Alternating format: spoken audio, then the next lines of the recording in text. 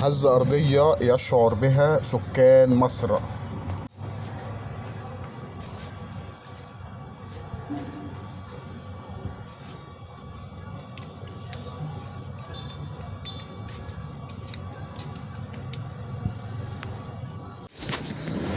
زلزال بقوة 6.3 يضرب اليونان وكريتيا ويشعر به سكان مصر.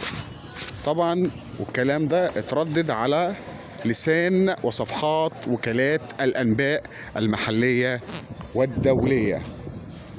ربنا يسلم الجميع ويحفظ الجميع ويحفظ مصر إن شاء الله، ودايما مصر محفوظة من عند رب العالمين. ربنا يحفظ مصر ويحفظ الجميع إن شاء الله.